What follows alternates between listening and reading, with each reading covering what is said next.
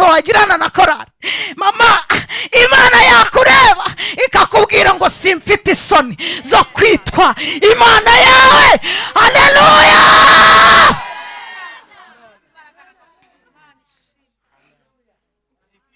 Simfite isoni.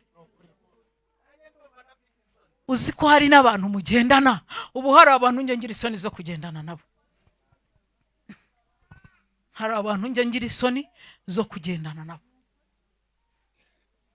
Hari n'abantu rwose abagutegereje ukamubwira yewe bugenda ndaje, bugenda ndaje, kubera iki? Kubera ko ufite isoni zo kugendana nawe. Turahurirayo, genda turahurirayo. Kubera iki? Urugendo mwagendana baribaze se uriya ni today cyangwa ntabwo ari we. Nkajya ngenda namusize nkongera nkahagarara, yajya kungera iruhande nkongera nkatera indi ntambwe, ndi muri telefone. Wenda ni imyambarire se, wenda ni imico ye se, kandi wenda wenda twahuriye mu rusengero dusenga, cyangwa wenda tujyanye no gusenga, ariko imyambarire ye nayireba nkabona inteye isoni. Ubu ndabigenza nte? Abo muri iyi minsi rero barashaka ko tubabohora imyambarire, mukababohora mbega tubyeze. Wabyumvise muyobozi? Tubyeze tubigire bitagatifu, kuko imyambaro ntabwo ari izabona Imana.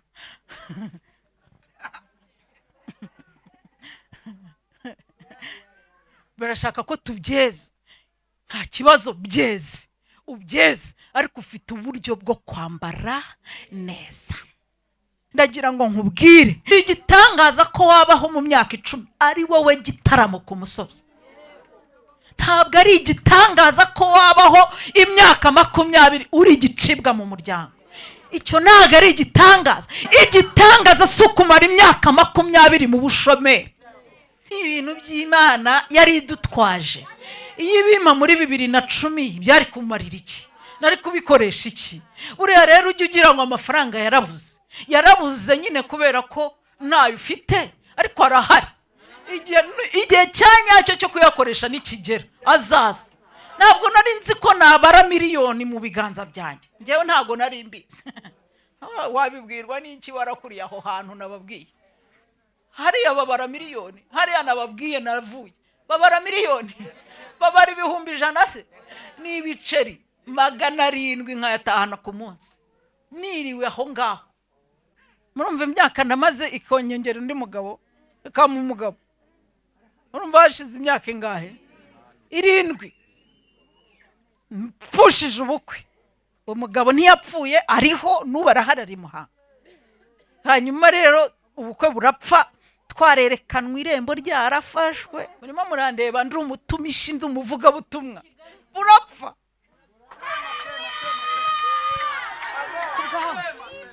Toki destiny vo.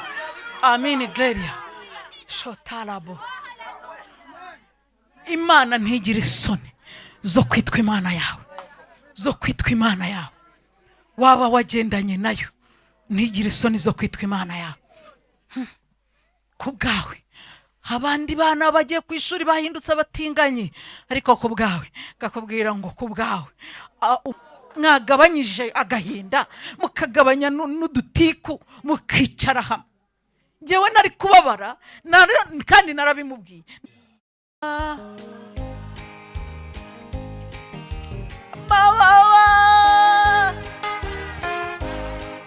Bangurutse nkagerayo, nkabisiyo niteka, duhimbaza urwo rurembo rwo mu ijuru ry'Imana, nirwo Yesu Kristo wacu yadutunganirije. Iyaba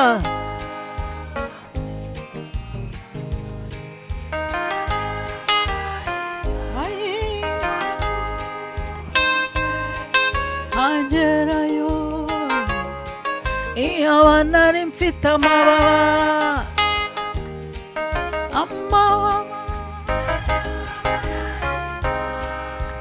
ngurutse nkagerayo, nkabisiyo niteka, munsi y'intebe y'ubwami, niwe isoko ikomoka ivamo y'amazi meza y'ubugingo bw'iteka. Yaba amababa ngangurutse nkagerayo nkaba isiyonite. Yaba amababa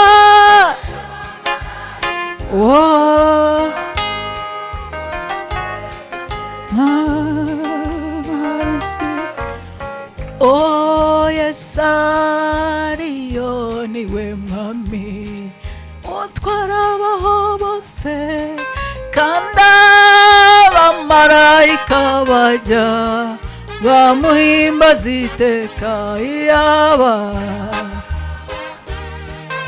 amababa bangurutse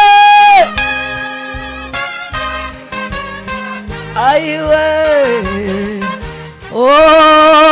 Yesu tunganya imitima y'abakwizeye twese, tujye dukora ibyo ushima, tuzabane mu ijuru. Yabaya bamfita amababa ayiwe mbangurutse nkagerayo. Yaba nari mfite amababa, amababa mbangurutse nkagerayo. Reka. Amen. Haleluya. Ndumva nguwe neza cyane cyane, ariko cyane pe. Reka dusome ijambo ry'Imana. Hari ukuntu njya numva abantu babazi igiswahili bavuga ngo neno la Mungu ni tamu. Njyewe ntabwo ndakimenya, ariko rumvise babivuga. Mbona umuntu arafashijwe, arafashwa umukongomani. Neno la Mungu ni tamu kweli. Ubwo bivuze ngo iki mwari? Ijambo ry'Imana riraryoshye cyane. Haleluya. Ari umuntu utaryoherwa n'ijambo ry'Imana? Uyu muntu nyine yaba afite ikibazo mu bugingo. Ariko ijambo ry'Imana riraryoshye. Buriya numvaga nabwira umuyobozi tugakomeza duha mwarimu ibitekerezo, tukagenda tubimuha noneho kugeza ku rwego dusoje tugasenga tukitahira. Numvaga njyewe ntakiri ngombwa, ariko Imana iguha umugisha, irabidutwaje. Namwe mwabyizeye ko bidutwaje? Uzi kugira ngo Imana ikwima akawunga ikagutwaje, ugasonza gafite mu isakoshi, sinzi nibigira isakoshi. Ubu mbaye ndetse gusoma Bibiliya.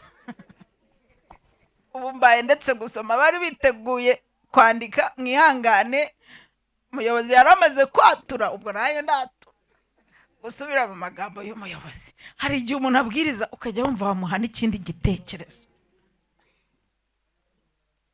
agakomerezaho akomerezaho. Nukuri ijambo ry'Imana riraryoha. Uzi kugira ngo umuntu akumbure ibiryo Imana ibifite mu isakoshi.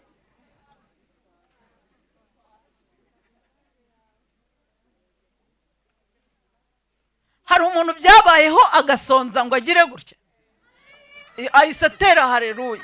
Ubu uyu muntu reba ukuntu angana, mbabarira uhaguruka uyitera hagaze. Urebye uriya mubyeyi urabona yaburaye, ariko impamvu ateye haleluya nuko yibutse ko hari igihe yaburaye cyangwa yabwiriwe. Ariko none ndebera, Imana yari ibimutwaje. Ntabwo burya ntibyari byarashize.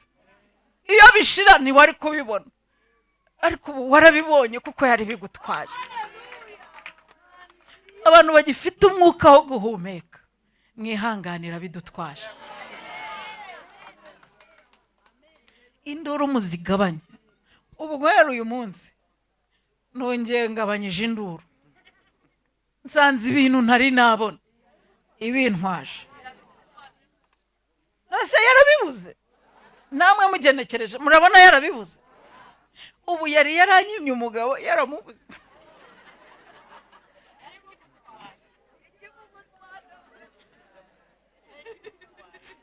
Oya muhungu yambona kera aba yarandambagije kuko ahise avuga ngo n'ukuntu uri mwiza rwose.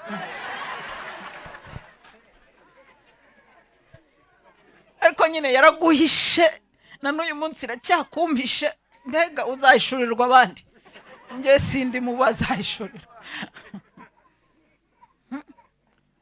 Muranyumvira namwe? Aba 21 bagashyingirwa, 25 yikubisemo, 26 ijyamo, 20 abujuje 20 bagashyingirwa.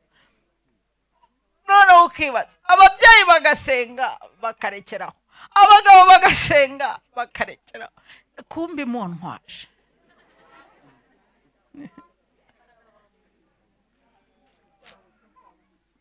Nkakenyerera abandi imuntwaje, nkanywera abandi imuntwaje. Ukagera igihe ukavuga uti Imana ndakwejeje, mwigumanire. Kandi urayeza se ihora yera ni hahandi, ahubwo wowe iyeze. Siwumva sinzi umuntu dore nuriya ngo umuntu ajya yibohora akavuga ati Imana ndakubohoye mugabo mwigumanire rwose, njyewe nemeye kugukorera, ndi umukobwa nzagukorera. Kumbi iramutwara imurenza 2010, murenza 2012, 2020 iragera 2021 yituramo imunzanira 2022.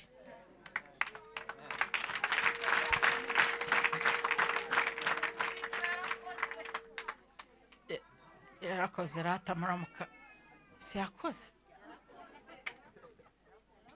kumufata neza se ni gute kwiyamutwaye izi uko yamufashe. Hari ikindi imufashe neza muri jewe nta kibazo. Haleluya. Mwari urankorogoshoye, ariko mubona tutazapfa umunsi umwe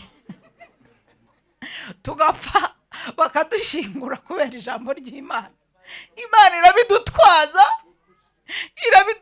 Ubu narashoje, ari igihe inzara yanyishe mpekenya urusenda nywa amazi, intwaje ibiryo.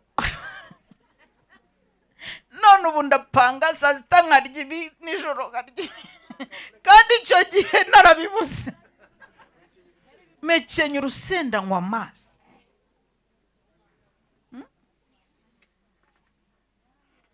Uri kubyumva ibyo bintu? Biba rimwe, biba kabiri, biriyongeza. Ari byo biryo byanjye bya saa sita. Cyumweru kigashira nkatangira ikindi. Ubu nari mfite icyizere ko nzarya. Nase urabona ukandeba ukabona ameze nk'umuntu ushonjera. Ariko buriya wasanga Yesu yari ari muri rwa rusenda. Ntagaragara. Siko watubwiye.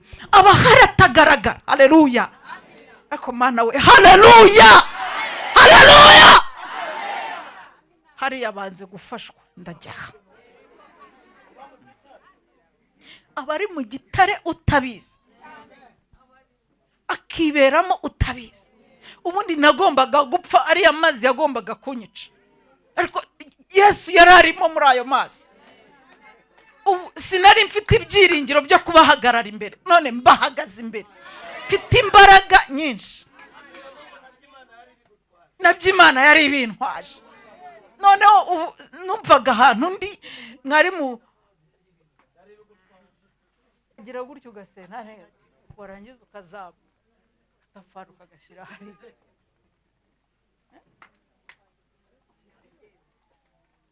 Reka narize nasomasha, urabizi. Rero ikintu nirirwaga n'amazi n'urusenda, akazi nkagakomeza. Imana intwaje ibiryo we, intwaje ibiryo, intwaje kubyibuha, n'ibindi byiza byinshi ibintwaje. Mana we mwari uranyishe, nuko nyine usanze nta nkangira, mba ngiye nkakoramo, kuko Imana ntihari ngo nyishorerere inka. Ubu nari kuyishorerera wowe ukagenda ukanywa amata ukumva ko Imana yari kubibaye yabiriye n'ahangaha. Ngo barabyoroheje, hari ibintu byitwa gukanda akanyenyeri. Ariko dushimira Imana yatugeneye ibiryo bidutunga muri uru rugendo. Reka mbabwire, iyi ni impamba y'urugendo. Haleluya, haleluya. Iyi ni impamba y'urugendo ku mukristo wese wizera Imana. Ubu turariye ku rwego mwebwe mushobora kugira ngo turabwiriwe, ariko turariye ku buryo ejo nihagira ikindi kintu cyiza uzakibwire ngo Imana intwaje ibyishimo. We wa mubabaro we ubyumve, Imana intwaje ibyishimo. Niminuka aka gasozi nzishima. Nubona agahinda kaje uzakagire, wicare wigunge, nurangiza ukabwira ngo wagahinda umaze iminsi 2 ariko nzamara umwaka nkwishima hejuru, kubera ko Imana intwaje ibyinshi. Tasile kota yiniminigre. Amarira naza uyarire, urira ya nijoro, urira ya kumanywa, urira ya mu gicuku, ntuzatinye kuyarira. Ariko numara kwihanagura uyabwire ngo wamarira, nubona iminsi umaranye mu cyumba uyabwire, uyatongere, uyabwire ngo wamarira. Nubona iminsi umaranye mu cyumba, nubona ko nazamutse umusozi nkakurira, nubona ko namanutse hepfo nkarira, ndagira ngo ngwitangaze inyuma y'iyi minsi ngufitiye inkuru. Amarira yawe azasimburwa n'ibitwenge. Uyabwire ngo nzaseka, n'ibihanga bigaragara, n'iryinyo nakutse bimenyekane, n'amenyo yanjye yose bayabone. Ayiwe ndafashijwe n'ukuri.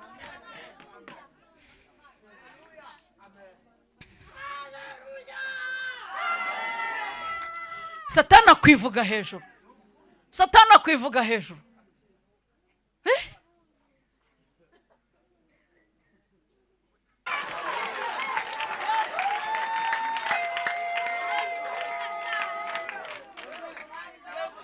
Irabanwaje sa, irabanwaje.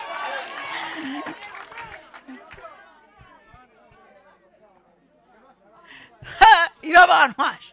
Njya kwa muganga barambwira bati ni 2,200,000. Ndamubwira ni ntacyo, nazo ziraboneka, ariko ngombe mbeho, mbe muzima. Barazitanga ndavurwa, ubu mpagaze ku ruhimbi. Kimwe mu bintu Satani yashakaga ko ntazongera guhagarara. None ndamuhagararanye. Sata urahari, uteze amatwi, sinzi niba basha kubyumva, ariko arabyumva.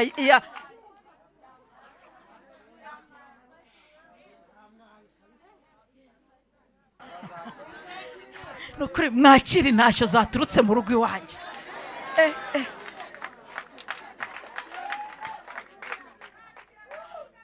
Igira gahunda rata. Undi hariya ndabona batangiye gufashwa. Hano mwagiye nigendere, murahari. Imana ibahe umugisha. Ibi byose ni mwarimu nkorogosha, kandi ahise agenda. Imana imuhe urugendo rwiza no guhirwa, kuko niwe ubivumbuye. Ibi ntabwo nari mfite gahunda yo kubibabwira. None reka mbabwire, mwizere Imana na Yesu mumwizere. Mwizere Imana na Yesu mumwizere. Muri iyi minsi ndimo numva nanjye ari byo bintu nabwira abantu. Nahoze mbwira umuyobozi, amubwira nti rero ubu ungiriye nabi, uriya mugabo iyo umwihorera, kuko ibintu numvaga nshaka kuvuga arimo agenda abikoramo abivuga, ngo nawe ubivuge ntibyihorere. Yesu afite byinshi. Haleluya.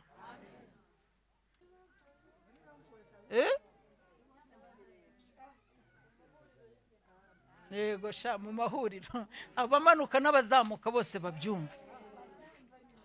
none mwebwe ngo mwababaye ngo babavuze barabavuga se bahuriye hehe n'iki Imana ibagambiriye? Mwagabanyije agahinda mukagabanya n'udutiku mukicara hamwe. Njyewe nari kubabara kandi narabimubwiye. Wasanga abiziho nta wamenya, ntabwo mbizi, ariko nari maze gupfusha ubukwe 2015. Murumva imyaka namaze ikonyengera undi mugabo kama umugabo. Murumva hashize imyaka ingahe? 7. Mfushije ubukwe. Umugabo ntiyapfuye, ariho n'ubarahari Muhanga. Hanyuma rero ubukwe burapfa, twarerekanwa irembo ryarafashwe. Murimo murandeba ndi umutumishi ndi umuvuga butumwa. Burapfa. Burapfa ndi umuvuga butumwa. Burapfa mbwiriza. Burapfa narasengeye mu butayu nkasengera mu bibaya no mu misozi. Burapfa namwe ngo mwarasenze ngo mumaze ngo Yesu ngo ntago yabyemera. Arabyemera, ariko ndashaka kubabwira ko muri ubwo butayu Imana ikunyuzamo harimo igitare cyitwa Kristo. Mwarimu yabivuze ndabyumva, nicyo kiguha imbaraga ugaterana bakuryanira inzara, ukabaho nawe ubwawe uri mu marira, ukararurira bugacya ukagenda bikemera. Umuntu yagusuhuza mugaseka ntamenye ko wari urimo kurira. Burya ni Kristo urimo kukongera imbaraga kubwira ngo nubwo bitarimo kuza neza komeza. Waje ukansunika ma, waje ukansunika ko nsunika nguku ukagenda wanga, ariko Kristo akakubwira genda ye uzagerayo, genda uzagerayo. Haleluya! Ubu yaba atari wowe ntabwo uba waravugije induru. Iyo abatari Kristo induru uba waravugije zingana iki? Iyo abatari Kristo ubu imvubu umaze kujyamo uba wibuka n'izina ryawe, ubu uzi uko bimeze. Ariko yaraje aradusunika. Noneho rero guhera uyu munsi ntuzongere kwivumbura ku Mana. Guhera uyu munsi ntuzongere kubwira Imana ngo nkarya ngo ndakubohoye, kuko burya ibirimo kugusunika kubwira ngo ndagutwaje yewe banza urengaho habi. Nimba guhera mu mivumo ni bande bazavuza impundu?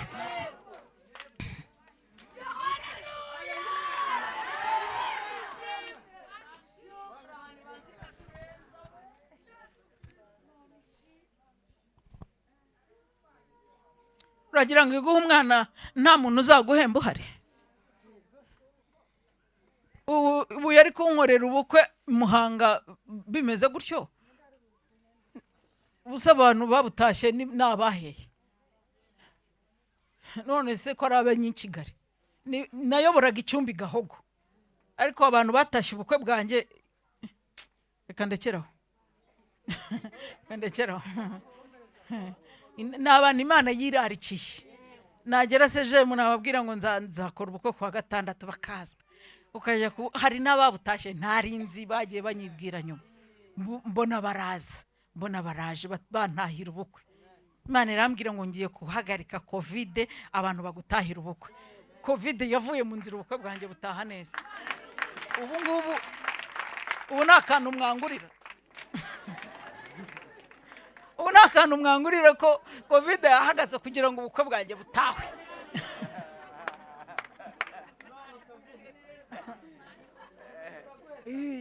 Izuba ririmo kuva, imihanda imeze neza, nta bupfukamunwa bwari buhari. Abantu baje mu bukwe bwanjye bahasanze batayo y'abapolisi benshi bari muri icyo kigo, bakibaza se hano habaye iki? Kumbi ni Imana yabateguye, nta n'umwe nziranye nawe, bari bari aho nyine muri gahunda zabo, ariko umutekano umutangana ukagenda neza. Mwabaye muti? Twizere Imana. Ndafashijwe, Imana ibahe umugisha. Hanyuma nitwa Umutangana Claudine, ndi umugore nkuko nabibabwiye, ndi umukristo mu itorero rya Remera. Nejejwe nuko Imana idukunda. Imana yangiriye neza, Imana yarankijije muri iyi minsi, maze igihe kinini ndwaye kuva mu kwezi kwa 4, ngira ngo ubu n'ubwa 3 mpagaze ku ruhimbi. Kandi ubundi nta cyumweru cyashiraga ntahagaze ku ruhimbi. nararwaye cyane mfushamo murumuna wanjye bibindi bintu byinshi, ariko ndashimira Imana ko nongeye guhagarara ku ruhimbi. Ndashimira Imana kandi ko numva nishimye, ndumva ijambo ry'Imana ari imbere rishya. Haleluya, haleluya. Niba muzi ikintu cyiza kiryoha ni ukwizera Imana. Njyewe umuntu yarambwiye ati rero mu bukwe bwawe nawe urabizi ko uri umukene. Uri umuki? Uri umuki? Nutakiriza abantu amasambusa n'imigati nta yandi mafaranga uzabona. Naye ndahindukira ndamubwira nti ndi umukobwa w'Imana. Si akantu keza rata? Numva ku kantu kataryoshye. Ariko murumva kataryoshye. Namubwira nti igihe rwose ntungireho ikibazo, ndi umukobwa w'Imana. Umugabo wanjye nawe akageza akambwira ati kubona imiryango gutya na gutya na gutya. Namubwira nti jewe ntegura ubukwe nanakwemerera kumbera umugabo sinabaraga imiryango. Nagiye kukwerekana mu bitare bya Mashyiga. Mbwira Imana ntinje kukwereka umukwe. Niko nabwiye Imana mbere yo kumupresenta undi muntu uwo ari we wese. Nabwiye Imana ni nguyu umukwe. Urabona yakubera umukwe? Nubona yakubera umukwe banguka uzudushyingira, ariko nubona atakubera umukwe mutoshe. Nta pressure y'imyaka mfite, nta pressure y'amagambo mfite. Njyewe icyo niringiye nuwo niringiye ni wowe. Kandi nari mfite amagambo andi mu matwi avuga ko nishingiye, avuga ko nabyaye, avuga ko nananiranye n'ibindi bintu nk'ibyo, kandi n'umuvuga. Ariko nyine mbwira Imana nti ibyo wavuga byose ukuri kwanjye nawe tukuziranyeho. Si biba bihagije? Ibindi muba musakuzamo n'ibyiki. Jya imbere y'Imana uyibwize ukuri. Haleluya. Mbabwiye nabi? Ndayibwira nti njyewe nawe hari ibintu tuziranyeho, itorero ritazi, iwacu batazi, inshuti n'imiryango batazi, ariko njyewe nawe tuziranyeho. Noneho rero ntabwo nirukanyishwa n'imyaka. Iyo mba nirukanyishwa n'imyaka, hari abanjyana mu bapfumu, bari bahari sinagiyeyo, kuko nta gahunda yo kwirukanka mfite. Ku rwego nabwira Imana nti ndakubabariye mwigumanire. Ntago ngiye nari mfite gahunda yo kwibwira ngo ndakubabariye mwigumanire. Nari mfite gahunda yo kubwira nti ubwo wamuvuze azaza, wamumbwiye ntabizi, ntazi nuko nzashaka, umbwira ko uzanyubakira urugo, igihe uzamuzanira ndamutegereje. Hanyuma rero uwo muntu ambwiye ngo nzakiriza abantu amasambusa n'imigati, ndabibika kuko ndi iki? Ndi umukene. Hanyuma ariko ndamubwira nti yabimbwiriye mu mujyi wa Kigali, hariya mu mujyi n'ibindi byinshi arabimbwira. Ndamubwira nti rero jewe ndi umukobwa mwagiye we. Umuntu wanguriye amajyambere rero yicaye muri riteraniro. Mutama haguruka, haguruka. N'akazi kawe haguruka, haguruka nakubonye. Uyu musaza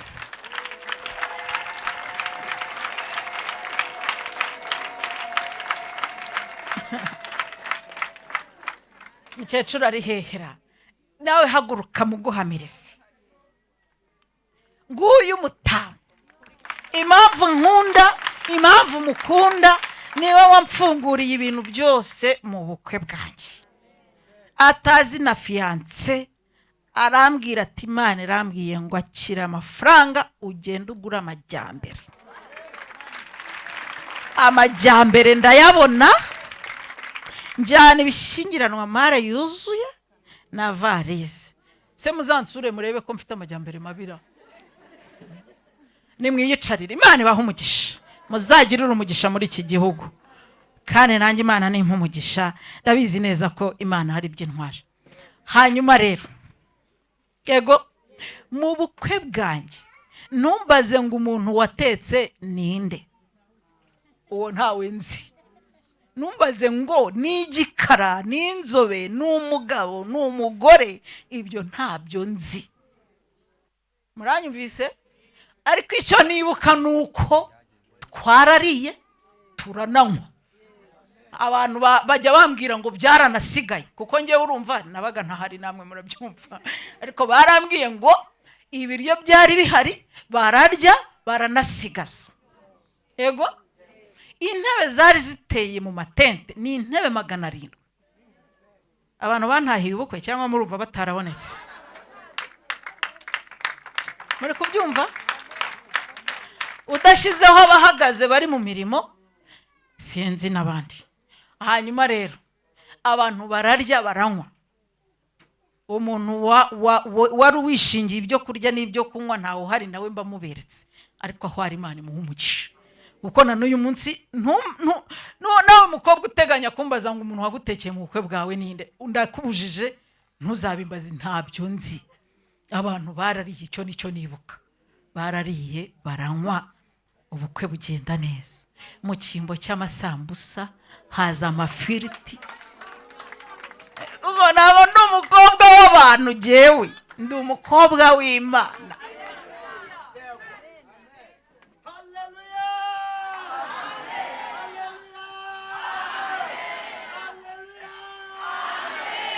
So reba ko afashijwe.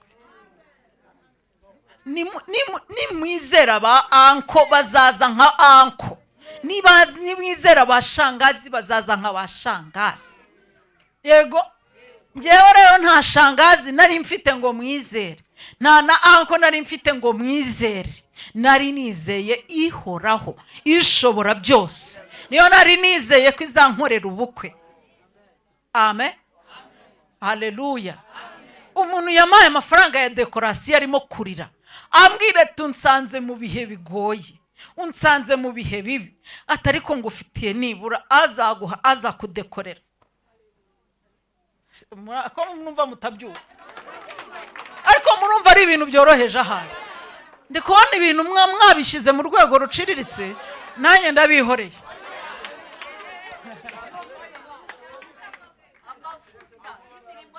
Ibyo ni ibintu by'Imana yari idutwaje. Iyo ibima muri 2010 byari kumarira iki? Nari kubikoresha iki? Uriya rero ujye ugira ngo amafaranga yarabuze nyine kubera ko ntayo ufite, ariko arahari. Igihe cyanyacyo cyo kuyakoresha nikigera azaza. Ntabwo nari nzi ko nabara miliyoni mu biganza byanjye, njyewe ntabwo nari mbizi. Wabibwirwa n'iki warakuriye aho hantu nababwiye? Hariya babara miliyoni, hariya nababwiye navuye babara miliyoni, babara 100,000 se n'ibiceri 700 nkayatahana ku munsi, niriwe aho ngaho. Ariko none ngeze aho ubukwe buje mbara miliyoni.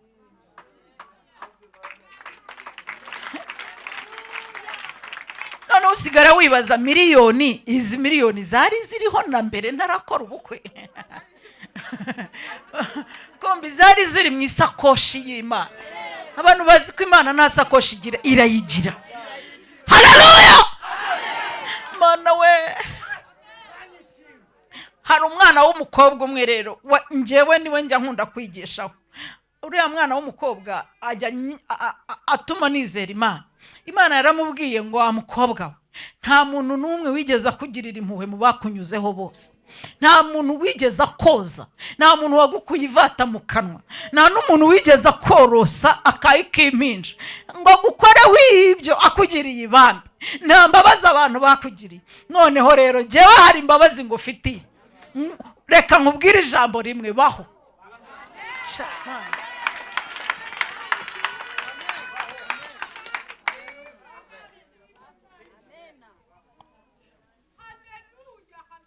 Imubwira ngo iki? Reka mbabaze mwabarokoremo ko mwasomye Bibiliya tukanayibasomera tukanabibabwiriza. Mwigeze mubona Imana imwubakira inzu hariya mu ishyamba ngo imukure mu ishyamba? Yakubuye ibikeri se n'imibuni yamuzaniye, yigeze imwigiza hirya y'ibikeri n'imibu n'ibindi bivuga nijoro? Hano banze kunsubiza, nimunyisubirize. Hari na kimwe yazanye? Hari agafuka k'umuceri yari izanye se? Hari ifu y'igikoma se Imana yamushyize iruhande? Yamubwiye ngo iki? Hari igihe rero utesha agaciro uwo mwuka uhumeka, ukavuga ngo Imana yanyimye ibi n'ibi n'ibi n'ibi n'ibi, ongera wigenzura uvuge ngo abarozi baranshatse barambura, Imana yaravuze ngo mbeho, none ubwo ndiho n'ibindi byose birashoboka. Ese mwakwizeye ko bishoboka? Haleluya!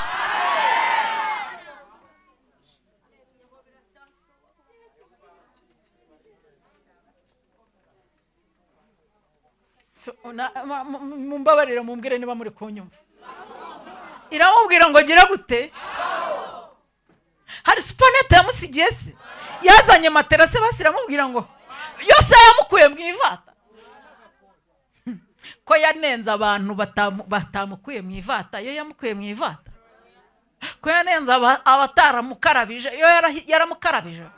Ko yanenze abantu batamusiza akamuri, yigeze kamusiga. Yamubwiye ngo iki? Yabayeho ntiyabayeho? Ivata ryari rigihari ntiryari rigihari? Muranyanze nisubirireyo. Yari akiri mu ivata cyangwa nta ryari rigihari? Abaho umwaka wa mbere ari hehe? Imyaka ibiri ishira ari hehe? Ariko abaho. Si igitangaza ko wabaho mu myaka 10 ari wowe gitaramo ku musozi. Ntabwo ari igitangaza ko wabaho imyaka 20 uri igicibwa mu muryango. Icyo ntabwo ari igitangaza. Igitangaza kiriho nuko ubaho uri igicibwa barananiwe kugukuraho umutwe.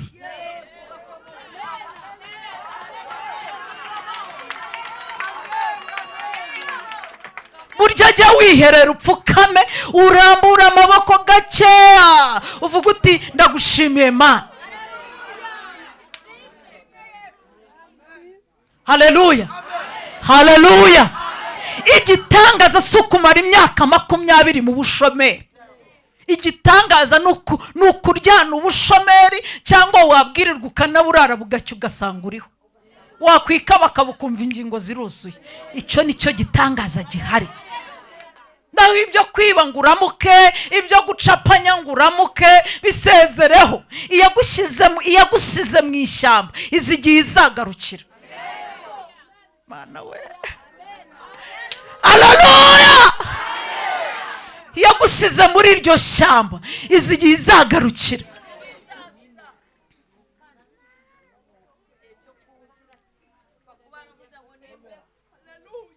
Ngo bahongo baragucunaguza, ngo kwa nyoko bukwe ntibakikumva, ngo umugabo wawe ntakikwitayeho, ngo umugore wawe ntakigukunda, ngo yakujijije ibi nibi, ngo bra bra bra bra. Hanyuma se yarabikujijije akwambura umwuka. Ko ufite umwanya wo kubivuga, ukaba ufite imbaraga zo kubirondora. Ni yavuze ngo baho. Iyo iba itarashakaga kubaho muri ibyo, iba yarakwambuye umwuka, ikakweza, ikagucyura. Ariko ubwo itagucyuye, gutabarwa biracyashoboka, kuvuza impundu biracyashoboka. Haleluya, haleluya, haleluya. Ubu murimo murarizwa n'amaraso y'intama. Yosefu yibereye muri Egiputa, intama barayica, umwenda bawusiga amaraso. Birashoboka ko umwenda wawe bawusiga amaraso imyaka 10 karangira, ariko ntabwo bisobanuye ko ari wowe wapfuye. Ntabwo bivuze ngo ayo maraso ni ayawe. Ntabwo bisobanuye ko icyapfuye ari wowe. Wowe uriho, kandi igihe kizagera usangire n'abashatse kukwanduriza umwenda, n'abagukuyemo ikanzu, n'abayigabagabanye, n'abakugiriye ku kiriyo.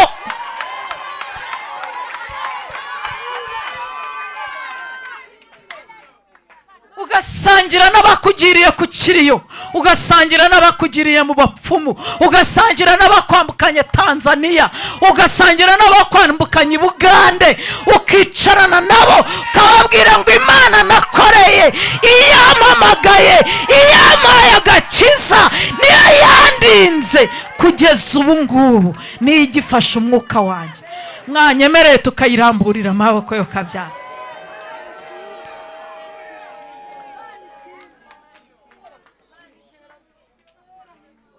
haleluya.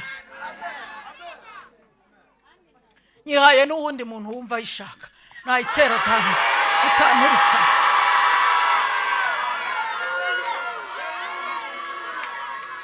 Haleluya, haleluya, haleluya mama, haleluya. Nkubwira akantu, ni wowe mbwira wifashe guri. Mwakubwire Imana igiye kugaruka kuri uriya mukobwa yagarutse imbokoboko, yaje imbokoboko, ariko Imana yaragiye imara umwaka umwe yiyicariye, imara 2 yiyicariye, imara 3 yiyicariye, muri 18 cyangwa 20 Imana iragaruka. Reka mbabwire kandi nanabasetse, Imana yibuka ko yasize wa mwana ari mu ivata, izana amazi yo kumukarabya. Ese we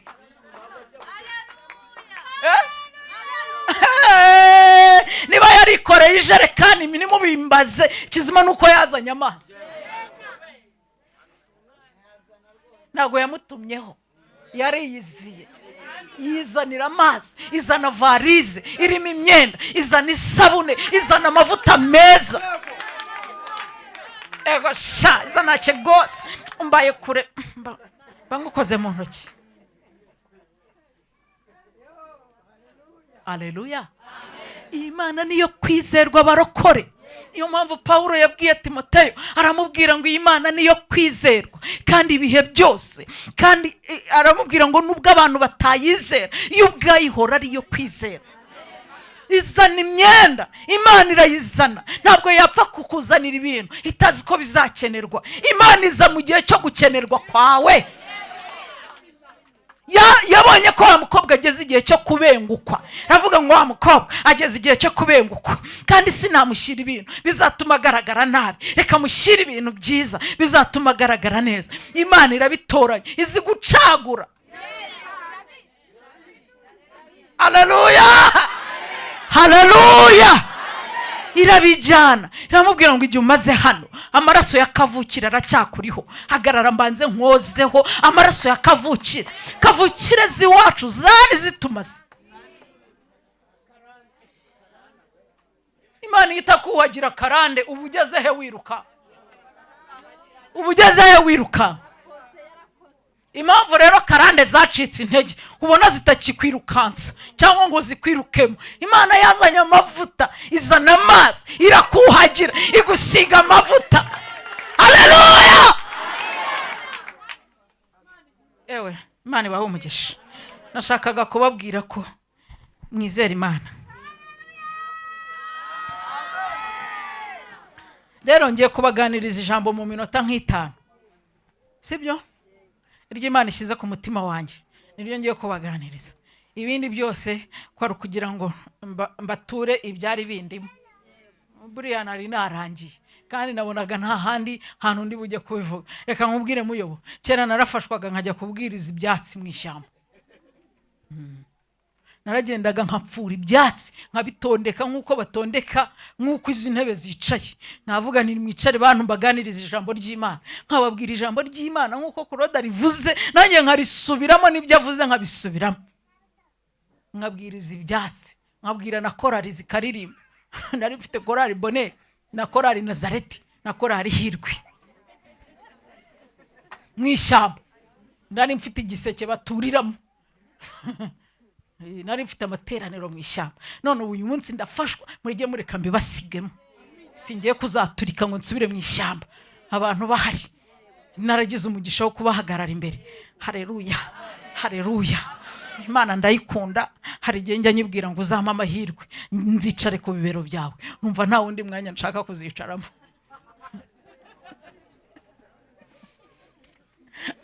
Abandi ngo bazaba bafite akazi kenshi, hariho abantu bazaba bafite akazi kenshi nka muyobozi Celestin, abayumva ashaka kuzabonana na Paulo, uzagenda umunsuhurize, nzaba nicaye ku bibero by'Imana. Paulo azanyitabe, niho tuzaganirira, azaza ampa amakuru. Hari abandi ngo bazajya kureba aho Abraham ari, ngo bamubaze ukuntu yahagurutse iwe atazi yagiye. Nta mwanya mfite, nzaba nicaye hafi. Nzaba nicaye hafi, Imana ningira ninumva nkumbuye Dawidi, mbwira Imana nkumbuye Dawidi, ndi kuyireba gutya nkumbuye Dawidi, itivuga Dawidi uri hehe ko umwana wanjye agukumbuye. Haleluya!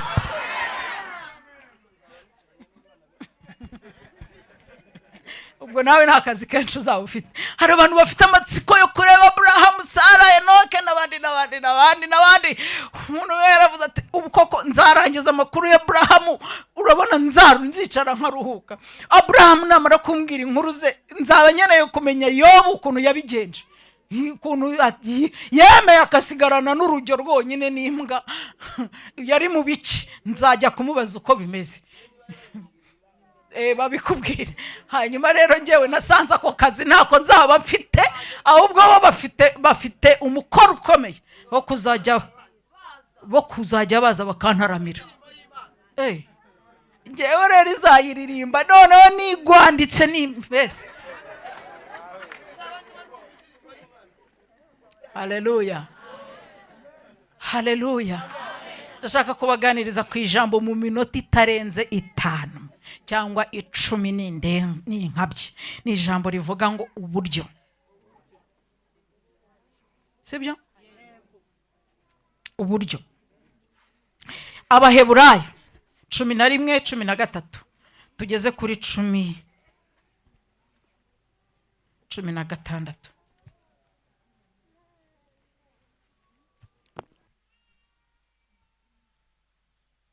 Abaheburayo 11:13 tugeze kuri 16. Haleluya. Se murumva mwishimye nk'ukuntu nishimye? Numva rwose nazi ukuntu numva merewe. Ubu ndabarindiriye ngo muhagere. Mwahageze?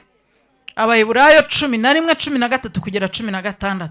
Haravuze ngo abo bose bapfuye bakizera, batarahabwa ibyasezeranijwe, ahubwo babiroraga biri kure cyane, bakabyishimira, bakavuga ko ari abashyitsi n'abimukira mu isi.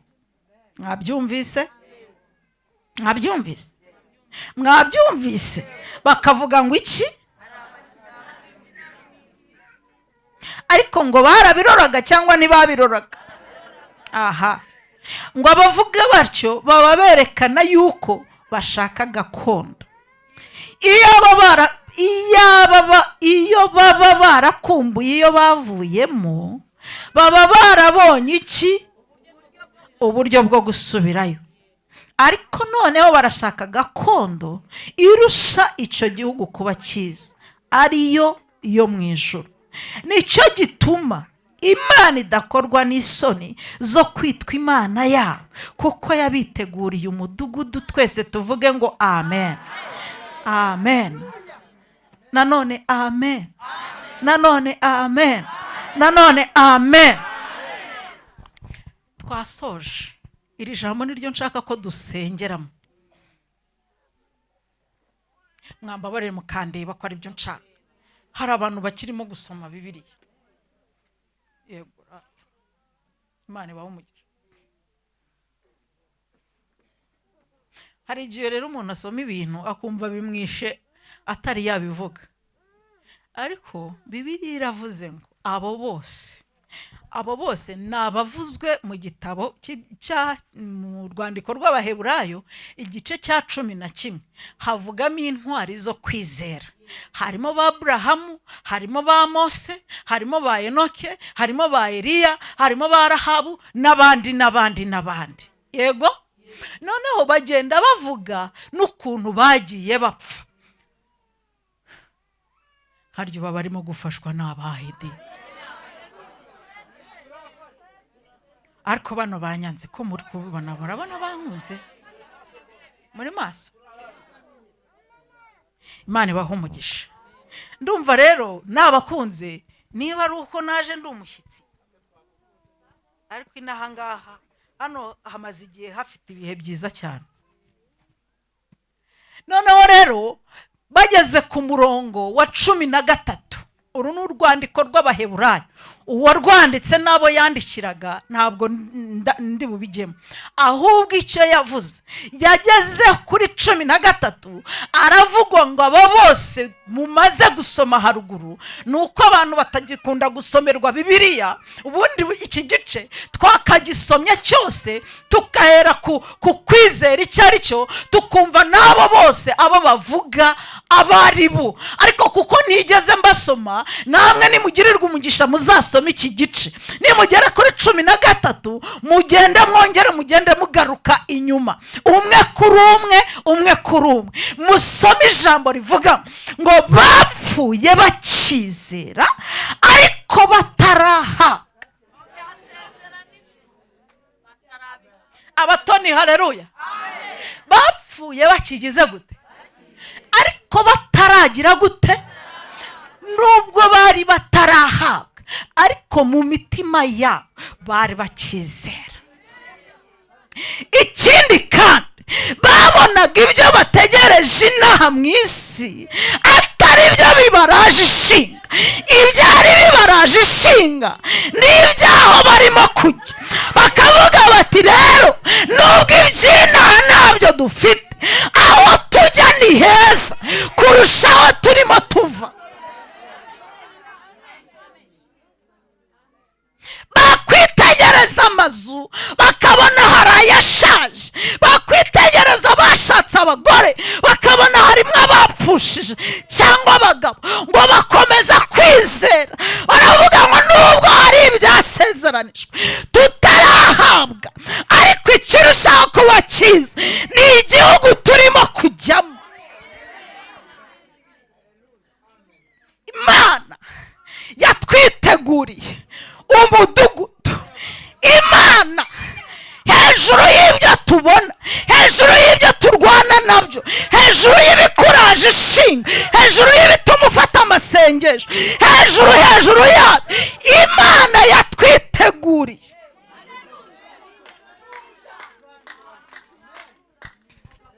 umudugudu, yatwiteguriye gakondo.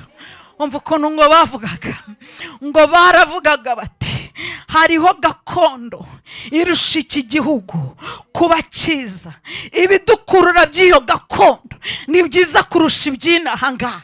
Bibiliya iravuze ko iyo baba barashatse gusubira, ariko Mana ndashaka ko kugatsindagira, ngo iyo baba barashatse gusubira iyo bavuye, baba barabonye uburyo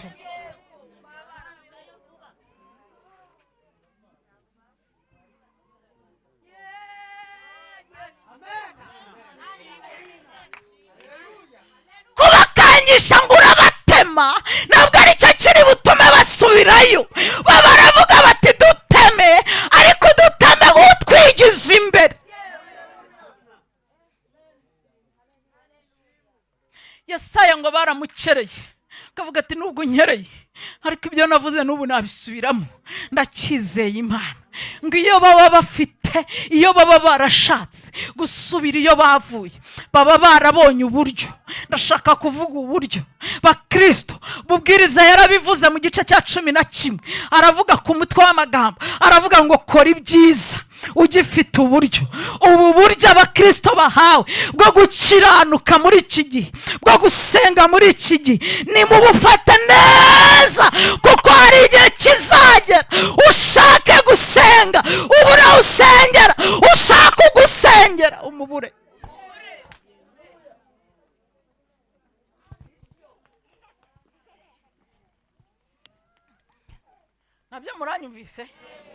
Nabyo muranyumvise?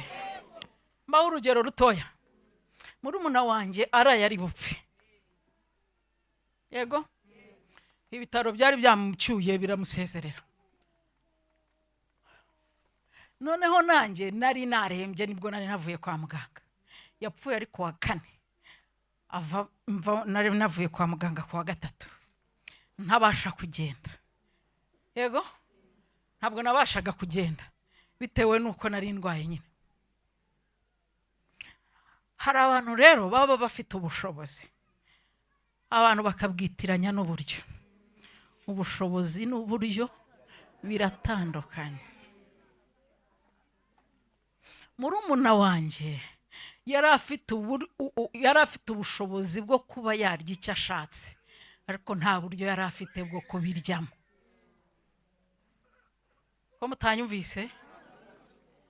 Kandi siwe gusa, uzasura abantu barwaye kwa muganga, uzasanga hari abantu bagemuye inyama, ibitoki, amafi, utuntu twiza, ariko babuze uko babirya, babuze uburyo babiryamo. Mutandukanye ubushobozi n'uburyo. Hari umuntu ugira ubushobozi ntagire uburyo, hari n'umuntu ugira uburyo ntagire ubushobozi, ariko buri muntu wese afite uburyo bwo gukora ibyiza, si ngombwa ubushobozi.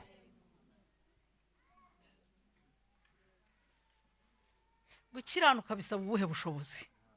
Bisaba iki? Ntabwo bisaba ubushobozi, bisaba uburyo. Amen, amen.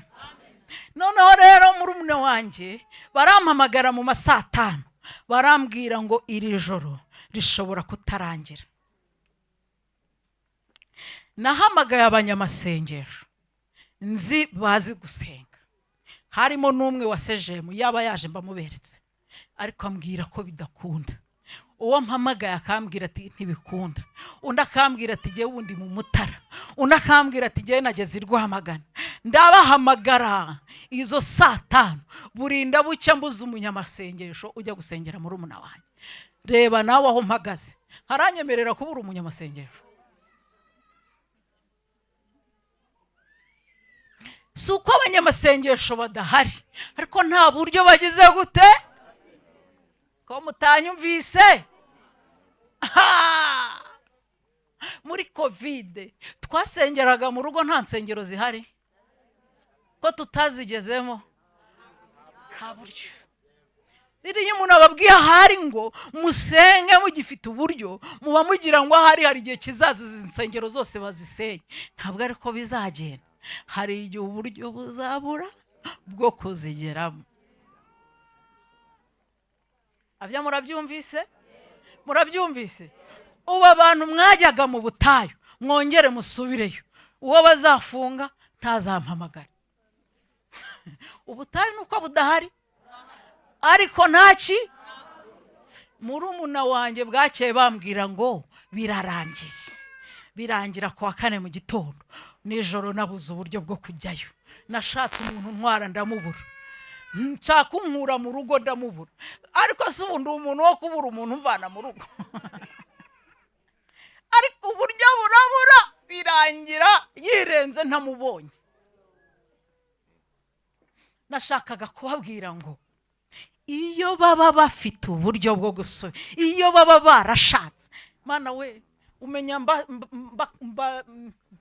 mbibakuyemo. Haleluya, haleluya. Mwongere munyikirize haleluya. Bibiliya iravuze ngo iyo baba barashatse gusubira iyo bavuye, baba barabonye uburyo bwo gusubirayo, ngo ariko mu mitima yabo ngo babonaga igihugu barimo kujyamo ngo ari cyo cyiza kurusha icyo basize inyuma. Ibyo bigatuma Imana itagira isoni, itagira isoni.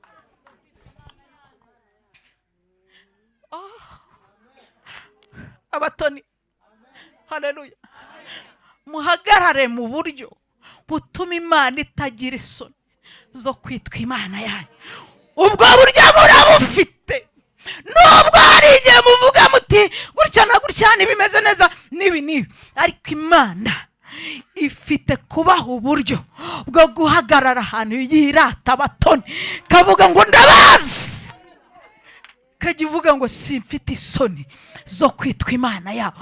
Ubwo buryo urabufite mama, urabufite papa, nubwo ubushobozi bw'ibintu runaka bwabuze, ariko ufite uburyo bwo guhagarara ahantu Imana ivuga ngo voilà, mbonye umuntu nafite isoni zo kwitwa Imana ye imbere y'abantu mukorana, imbere y'abo mugendana, imbere y'abantu mwirirwana, Imana ikakureba ikaguhera ku mutwe.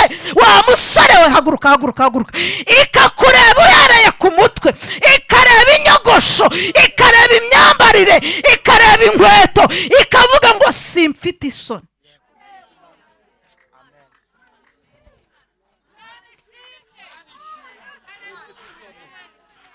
Ese munanyumvise ra? Idini rikubohora, korari kubohora, nta kibazo wagirana na korari. Mama, Imana yakureba ikakubwira ngo simfite isoni zo kwitwa Imana yawe. Haleluya!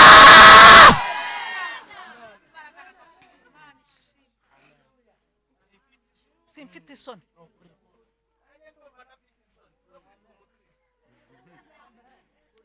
Haleluya! Ikavuga ngo simfite isoni mu ntambaro urwanira mu rugo. Mu rugo sibyo mama? Ku bana bawe, ku mutware, ntabwo nzi niba umufite, ariko utaza kuvuga ngo ufite umutware ngo cyangwa nawe ufite ngo bya bindi byo gufomboza. Oya, mu ntambaro urwanira mu rugo yajya kureba mu mitekere, mu misasire, mu mimesere, mu mitoreze y'abana, ikavuga ngo mubyeyi nta soni mfite. Ariko muranyumvise koko? Nta soni ngize gute mfite zo kwitwa Imana yawe. Yagaruka no mu batoni muri repetisiyo, niba ari saa munani zibura umwuka buhari, ikakureba ikavuga ngo muri repetisiyo nta soni mfite zo kwitwa Imana yawe. Mu masengesho yakora, niba wavuze saa moya zuzuye ukaba uri ku kirago, ikavuga ngo mubyeyi simfite isoni zo kwitwa Imana yawe. Ariko iyicarire, uzi ko hari n'abantu mugendana, ubu hari abantu njye ngira isoni zo kugendana nabo. Hari abantu njye ngira isoni zo kugendana nabo. Hari n'abantu rwose abagutegereje ukamubwira yewe bugenda ndaje, bugenda ndaje. Kubera iki? Kubera ko ufite isoni zo kugendana nawe. Turahurirayo, genda turahurirayo. Kubera iki? Urugendo mwagendana baribaze se uriya ni today cyangwa ntabwo ari we. Uriya ni today cyangwa ntabwo ari we, ariko hari n'ubundi mwagendana. Yego, ku buryo mwagendana mukavana SEGEEM n'amaguru mukagera mugendo nyibutsa ahantu hino hanga i Remera, tukagera Remera n'amaguru tutifuza gutega moto cyangwa imodoka.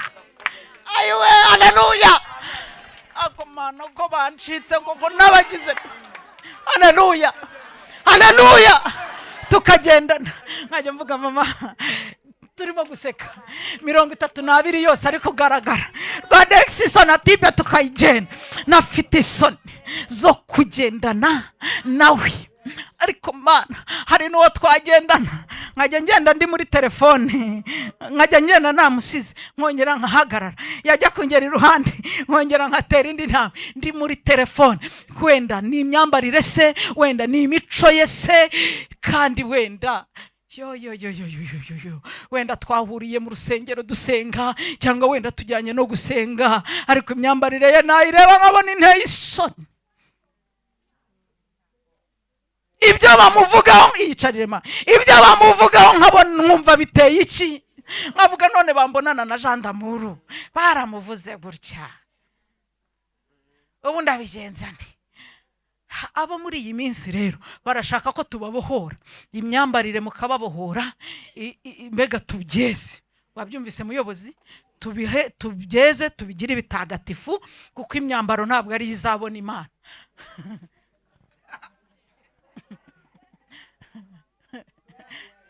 Barashaka ko tubyeze. Nta kibazo, byeze, ubyeze, ariko ufite uburyo bwo kwambara neza. Murakumvise rata? Uburyo bugize gute? Urahari muri amakazi? Uburyo bugize gute? Uburyo burahari bwo kwambara neza. ariko ubushake n'ubushobozi bwawe burimo burakubwira ko niwambara neza uraba ubaye umuturage, niwambara neza uraba udasirimutse, niwambara neza uraba ubaye umunyacyaro. Kwambara neza ni ukuba umunyacyaro. Ndagira ngo nkubwire uburyo uraba ufite bwo gutuma Imana itagira isoni zo kwitwa Imana yawe.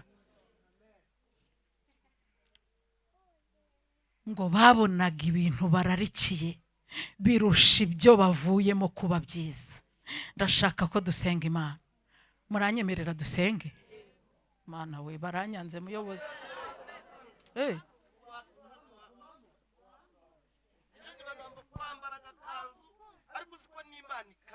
Nibyo nshaka, ntabwo nshaka iby'idini rikwemerera. Yego, ku buryo Imana ikureba ikavuga ngo kariya gakweto wambaye rwose nanjye ndimo ndakureba nkabona ntafite isoni zo kwitwa Imana yawe. Mu muhanda urimo kugenda wahura n'umuntu Imana ikajya ivuga ngo ntago mfite isoni zo kwitwa Imana yawe. Ako kantu ndumva nshaka ko ariko muzanyibukiraho n'ikindi gihe nutaho utahana ako kantu.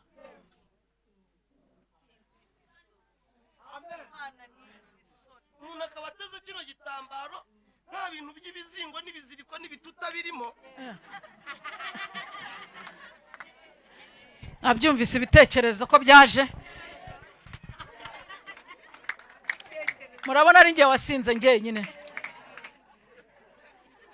Kumbe ngo harimo n'ibizingo n'ibindi n'ibisinzi.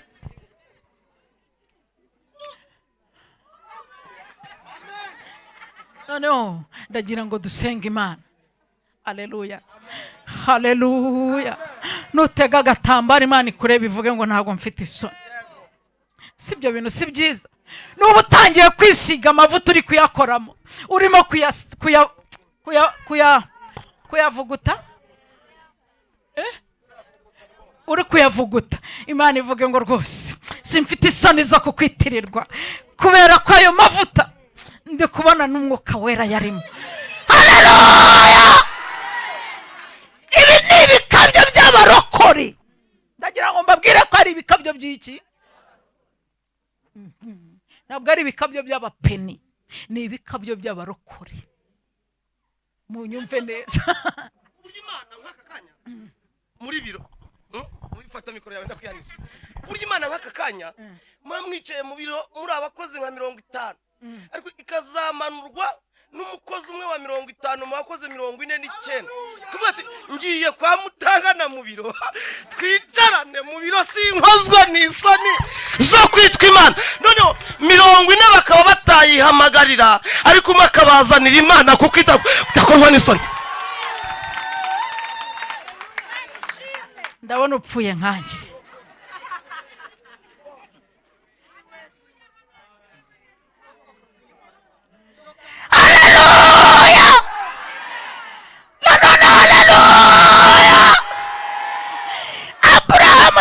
Jima arayibwira ngo ariko ma muri Sodomo na Gomora noramukubanya y'abakiranutsi 5 Sodomo uzayirimbura. Iti kubwawe, kubwande. Tekereza urwego Abrahamu yararimo rwo kujya n'Imana inama, Imana ikajya imugisha inama, kamubwira mu bye ukavuganira abatoni muri korari, ukavuga uti Imana mu batoni haracyarimo ababyeyi 2 bakuba, ikakubwira ngo kubwawe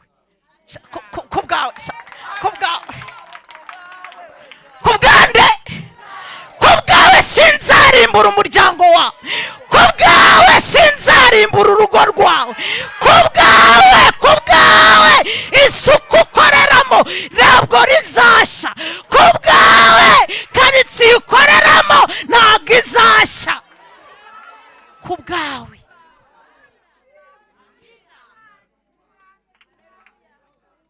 Mana we, ntabwo mfite isoni mu badiyakoni, mu banyamasengesho, mu baririmbyi, kubwawe sinzarimbura, kubwawe sinzasiba izina rya kanaka, kubwawe simfite isoni zo kwitwa Imana yawe.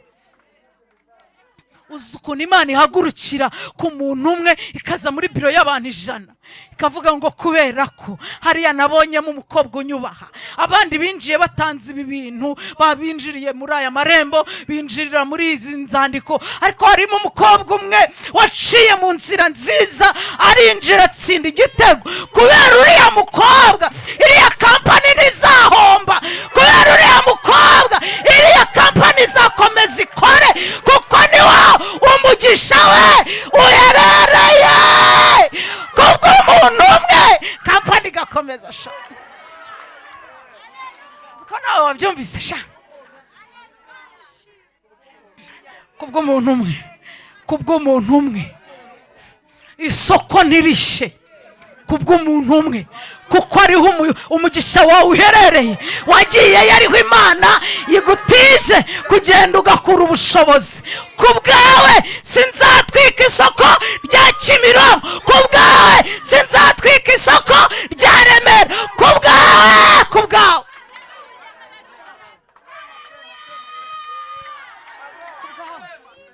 Tokide Stainivo. Amini Gloria. Shotalabo. Imana ntigira isoni zo kwitwa Imana yawe, zo kwitwa Imana yawe. Waba wagendanye nayo ntigira isoni zo kwitwa Imana yawe. Kubwawe abandi bana bagiye ku ishuri bahindutse abatinganye, ariko kubwawe gakubwira ngo kubwawe abana bararana n'abawe bazaba bazima, kubera ko wowe wangiriyeho umugisha mumenye izina. Ariko ibi bintu birimo gukora cyane. Dusengera aha ngaha, ndashaka ko dusenga. Nasoje rwose, ndagira ngo dusenge Imana. Tugiye gusenga Imana, ubwira Imana ngo mpishurira uburyo mfite. Muranyumvise ra? Mpishurira uburyo mfite bwo gukora ibyiza bituma utagira isoni, bituma utagira isoni zo kwitwa Imana. Haleluya! Ko mutanyumvise, muranyumvise? Uriya nawe yarangiye, n'uriya yashiriye, ndabimona babona barangiye. Mureke dusenge. Ubuzi yuko Imana ijya muri korari imwe igahita ikorwa n'isoni. Ukajya ukabona umuntu arimo aravuga ngo hamba nati, ariko afite n'uburozi yapfunyitse bene hano, gusa murumva zitabazayikoze. Ukajya ukabona umuntu yifasha, ariko nawe ukabona umuntu se murahari, ukabona umuntu araje aje hano, ariko igakorwa n'isoni, kandi yayihimbaje, ariko igahita ikorwa n'isoni z'amatika agira muri karitsiye n'amagambo yamurenze. Imana igahita igira ipfuno. Tugiye kuyisaba, sugo mwahagurutse.